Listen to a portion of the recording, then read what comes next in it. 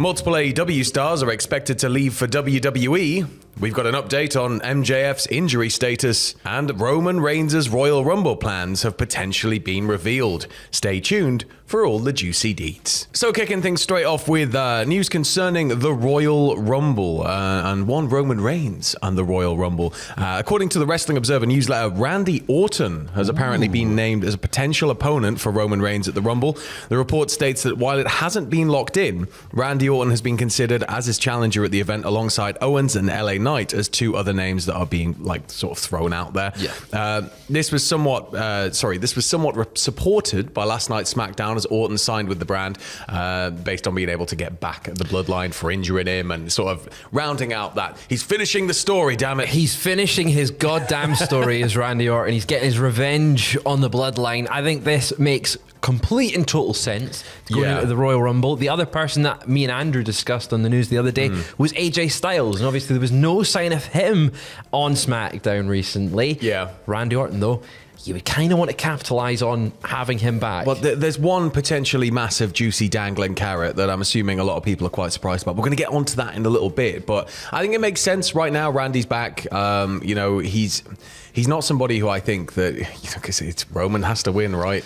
Yeah. He's not somebody that's going to be affected by getting beaten like 5-on-1 with the Bloodline just jumping him and stuff. So I think that he makes the most sense in that regard. And again, finishing his own story, sort of putting a little bow on that. And then maybe down the line, we can start moving back toward Cody Rhodes. Right. We need both Cody going for Reigns and also Orton going for Cody at some point. Because eventually, if Cody does go for the Universal title that Reigns currently holds, you would expect him to go to SmackDown. Yeah. And then you've got the Apex Predator waiting in the wings for Cody Rhodes. Sort of right the wrongs of his legacy. Exactly. Yeah. It feels like it's there. I think Orton, though, they do have to be careful with. One, he's coming back from a very serious injury. They need to make sure that he is fully in a position that he can go in that feud. There was talk I remember there being talk where it was like, maybe he won't do the RKO anymore. And then he hit that gnarly one at Survivor Series, and I was like, that's all gone. That's out the window. The other thing I think they've got to be worried about, though, is can he afford to lose in his first big feud back? Well, this is it. I think that it's getting tiring, right? Seeing the Bloodline routinely cheat to help Roman win, but it's all you can really do in situations like this, unless there's some sort of other situation, unless we just blow this open and we throw Cody in there, but then that comes at the cost of Cody's sort of solo run against Roman. You could maybe stretch that a bit further out, but it's kind of... It's sort of like managing traffic in downtown New York. Yeah, it is, isn't it? There's so many. WWE has incredibly hot faces at the moment. There's so many that you could go, they should be in the title picture. On the Rumble, Orton versus Reigns, that's a big money match. Of course. I'd like it to be a triple threat with someone else in there, because then it means that Reigns can have another finish to the match. It doesn't have to just be Uso comes in, whether it's in a cage, whether it's suspended above sharks in like a massive pool, it doesn't matter. The Bloodline will somehow get in there and help Roman. But with a triple threat, you can do a little bit more fun. He could win, and you don't have to pin certain people and all that sort of good stuff. But Randy Orton, Roman Reigns, Rumble. We're gonna be at Box Park for it. I can't wait to see the reaction. Indeed. I can't wait. It's gonna be absolutely mad. 700 drunken fans going absolutely wild. It's gonna be class. Moving across to the other side of the fence, though, and this one's a little bit it sort of took me by surprise a little bit. It's something that obviously you've got to think about down the line, but the fact it's being talked about now. Speaking with The Athletic, Tony Khan has provided an update on the future of Bryan Danielson in AEW following the end of his full-time run. Bryan and I, he said, made an agreement 3 years to the week before AEW All In 2024. The agreement was that Bryan would wrestle full-time for 3 years. Event 3 years in advance of the expiration of the agreement, I was already clawing for him to stay. And then he will stay with us in spirit and sometimes occasionally make sporadic appearances with us. But the end of the full-time run is going to be in 2024. It's sad. It is really sad that Danielson is not going to be a full-time wrestler by this time next year. By this time next year, it will be... Will he still be active? Will he still be doing stuff? Obviously, he's going to, as this report says, or as Tony Khan has said there, he's going to make sporadic appearances, occasionally appear on screen. But man, it's Danielson. Yeah, it's just something sad about it. Even though, you know, it's amazing to just have him back in the first place. And, you know, coming back from such a terrifying injury, like a life-threatening injury as well, it's, you know, you don't really want to keep pushing, you know, it further and further back because, you know, there's all sorts of things that could potentially happen. So I think we're not going to see him just disappear. I don't think he's going to evaporate at all. No. I think one day when he's old and he can no longer actually go at all in the ring, you know, he just wants to settle, he'd make a damn fine like authority figure along the lines of like a Regal. He'd be a phenomenal commentator. We already saw that on the Cruiserweight Classic. We've seen that on the Classic. There's so many things that Danielson can do, and we know that as we talked earlier, you know, he's got quite a big hand in Collision, and that currently, again, authority figure, instead of it being a kayfabe role, it could literally be an out of the ring role that he goes into, and I think over the next year we're just going to have Dream Feud. He's going to be on Wrestle Kingdom. I reckon we're going to see him like until 2026, maybe making appearances, like not being there every week, but coming back for little runs here and there, little bits, teases of Danielson until he eventually retires. 2026. That's just a few years away. You know, it's a few more years. It's only 2, Sam. It's only 2 years. No, it's not. It's like 23 years away. It's all grand. Moving back to WWE now, and some sad news coming from NXT as backstage interviewer McKenzie Mitchell has revealed on X that she's been released from the company. She said, "Today I was released by WWE. I met my husband, moved cross country from Connecticut to Florida for NXT, a place I've always considered home, and met friends who became like family. I've always said and firmly believe in when a door closes, another opens." And yeah, I mean, it's just, you never want to hear reports of releases, do you? No, it sucks, and it seems like this is. It doesn't seem like there's a lot of releases. This just seems like an isolated case in terms of on screen. Yeah, well, WrestleNomics' Brandon Thurston's also confirmed that WWE have laid off more corporate employees yesterday, and this follows previous layoffs in September of like 100 employees. That was the gutting of the company after the merger. But I think it's the right mentality, right? You know, just because one opportunity has kind of ceased, it doesn't mean that the world of opportunities has gone away. So I think someone with their skill set as well, like the fact that, you know, you could probably put her in any company, and she just hit the ground running. And she's got that on the CV now.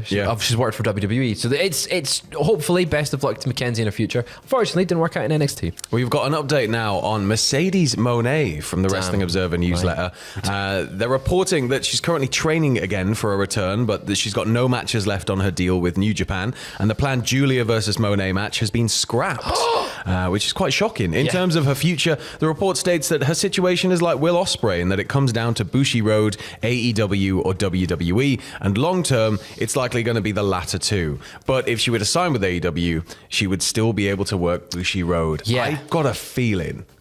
I don't know what it is. I've got a feeling she's going to appear, you know, in the audience at All In as she did. Okay. And then she's just going to go back to WWE. Yes. I think she's going back to WWE. Like it'll be one of those like big what ifs, maybe. Like, because it feels like under the new regime, I think she would be flourishing so hard. But at the same time, it depends what you want, right? Because again, we said this earlier in the first video, money isn't the be-all end-all for people. And I'm assuming that compared to the deal she would have been on with WWE, it may not have kind of stacked up the whole Japan side of things. But it was something she wanted to do. She wanted to go out there. She wanted to prove herself in the Joshi world and wrestle for New Japan.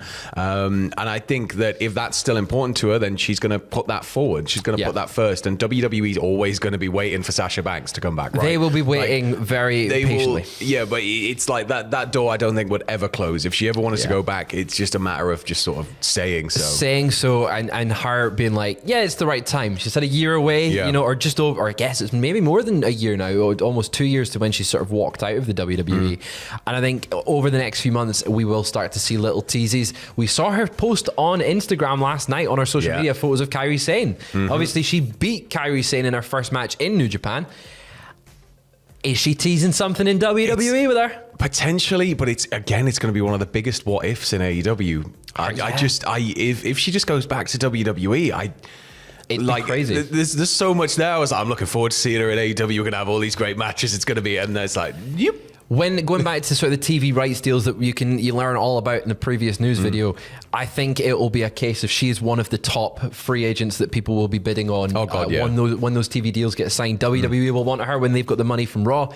AEW will want her from when they've got the money from Dynamite, and I think it's going to be a very tough battle for Mercedes. Well, speaking of AEW, we've got an update on an injured AEW talent. We do indeed. Not just any AEW talent, the AEW World Champion MJF, AEW talent, right? Wrestling Observer newsletter reporting that MJF will continue to work despite the 2 injuries that he currently suffers from, and they're quite significant injuries: his shoulder and his hip. They reportedly won't be getting surgery though, and is going to be working on stem cell therapy and rehab to try and get ready to get back in the ring. Of course, he is set to face Samoa Joe at World's End later this month. Which isn't going to be, like a nice hug of a match. It's going to be an absolute knockdown, drag-out brawl of a match. It's going to be brutal. It's not going to be a cuddle. Yeah. He says, the report continues by saying it's currently unknown if he will do any matches between now and then, but I personally don't think he will. It reportedly believes he will do careful matches though, and make them a little bit smoke and mirrory. So maybe he'll be in like matches that are angly, not Kurt Angle, but matches where he can sort of preserve what he needs to preserve, not go full ham, while going full ham in a different regard. Exactly. Yeah. So he's been. It's strange, obviously, if he had a surgery, he'd be out for several months. They want to keep him on TV. It's just they need to be very careful of the next few weeks whether his injury gets worse. And you don't want to do that when you've got a match with Samoa Joe.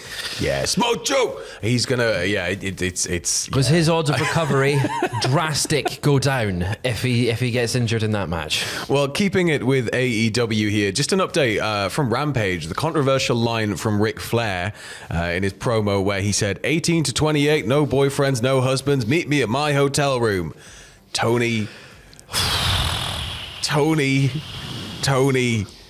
Oh my God, man. Can you imagine what must have been happening behind the curtain when that fell out of his mouth? I imagine, you can't imagine it was a great atmosphere. No. But thankfully, it was cut from Rampage. Yeah, they've managed to get in there because obviously the initial broadcast had it in. They've went back and they've trimmed that out. Yeah. That's been just slowly wiped. So the tape. That's the thing. It's not, thankfully it hasn't aired. Like it was on the taping, so people in the audience have heard it, and they've managed to save it before being going out, aired. Ric Flair, I guess, has got lucky there because it was a very controversial line. There's been a lot of fan backlash, and strangely, there's a lot of wrestlers coming to his aid with it. Well, it's one of those things. I think it's always going to divide, right? But it's still, it just doesn't feel like it was very in line with AEW's ethos as a company, right? Especially with Ric Flair's history. Yeah, it's not a great look. So I want to say well done for editing it out, but really maybe double check what he's going to say next time. Just give him like an assistant, and like whenever he wants to say something in a promo, the assistant's got the mic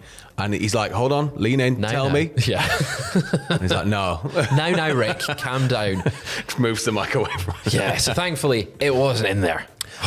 Now, to get back to what we've been sort of gently touching on here from the start, WWE and CM Punk and Roman Reigns. It's the big expected match, right? You know, Punk returns, massive response for Punk. We know that you can't just put him straight in there against Roman, right? You put him straight in there against Roman, he's going to lose, and then what? And we've already just been through that with Randy Orton returning, right? So you can't just put him straight in there and lose, because then what? But Wrestling Observer reported that WWE is apparently in no hurry to book Punk versus Reigns. They stated that the plan is to take a lot of time before getting there, whether it results in Heyman leaving Reigns for Punk and Punk going heel and Reigns face, which was the speculation we got. There are multiple different ways to approach that. I don't know if Roman would go face even if Heyman left him. I think it would make Heyman face. It depends on how they do the redemption arc once he loses the belt. And how, like, you've got it. Like, Punk's going to have to spit some absolute vitriol to be the heel in that situation. Be the heel. I think if he... there's one guy who's capable of it, is Punk. Yeah, and I think with Punk, I've been saying anyway that the mask is going to slip. That's going to be the storyline, and it's going to be like he's actually vindictive and he's here out of spite rather than he's here to make friends. He said it at the end, I'm not here to make friends, I'm here to make money. And I think... Obviously, this is a money feud. This is a top dollar feud. It's like a year-long build if you play it right. I think they could have him be a heel going into this. I don't see this happening even this year. If it's going to be at SummerSlam next year or SummerSlam next year, like it's definitely a long, slow burner of a feud. But I think you need to get Punk into a situation where if you really want to turn Roman face, I don't know how you do it. How do you turn Roman face now? Have his family booing him even when he was face. You have his family turn on him. You have Solo be the one to turn on him, and then Roman sort of wakes up and realizes, I've been a bit of a knobber. I'm not the tribal chief. My cousin Dwayne is. And then he does the Macaulay Culkin. And then like The Rock turns up, and then now they're like a tag team. And then he's a face. Sorted. But CM Punk, Roman Reigns, whoa, I'm excited for that one. I'm closing things out now with some more news concerning AEW talent. This one again from Dave Meltzer in the Wrestling Observer newsletter. The report stated that there are people there in AEW who want to be in WWE that are getting some push, and some, if not all, will get the chance when their deals are up. So, kind of juicy, that. Yeah. Numerous AEW talents do want to go back to WWE, and or just go there, right? We don't know. Like, it could be people that haven't been before, right? And I think names, speculation. Billy Gunn is obviously the top of everyone's list, but speculation-wise, we can make the one work now. We can do it. we can do it this time. They could get it over. Speculation-wise, House of Black. Yeah, you've got to be looking at them. Andrade, Miro, your Ricky Starks. But similarly, it's the same on the WWE side of the fence. There's people that want to leave and go to AEW. So it's like there's going to be like the mother of all trades happen next year. Mate, this is like, it gets me so excited. It's going to be like, you know, when they'd exchange spies in the Cold War on like a cold bridge on a winter morning. There'll just be like Triple H at one end and the TKO consortium, Khan family at the other, and they just like march a wrestler along the bridge. And then that's it. Yeah, you they never meet in the middle, and then they kind of say spoken off again. They say two words to each other like "good luck," and they both pass like ships in the night. If this is what WCW and WWE was like in the or WWF was like in the Attitude Era, with the showing up everywhere, man, give me more of this. I'm excited to see where people end up when all the contracts are expiring. Yeah, it's just absolutely manic, isn't it? But that was your second dose of lovely bumper weekend wrestling news. Keep it with us throughout the month of December, as we've now renamed the month to Doccember. We're going to put up a petition and lobby King Charles to just change the name of it. Why not? But we got plenty of documentaries already on the channel. We're going to be highlighting a lot of those. We've got a rise and fall of Alberto Del Rio coming up, which is going to be just... You can watch that. It's going to be, tonight. 6:45 tonight. Get sat down and watching that one, Rise and Fall of Alberto Del Rio. There's going to be a lot in that one. And then tomorrow we've got the first part of a 4-part docuseries called The Golden Age of WWE, which is going to sort of look at WWE from 1982 onwards, from Vince's buyout, from Northeastern Territory to absolute global dominance. So, crazy. Just keep it with us throughout all of December. We'll catch you in a bit.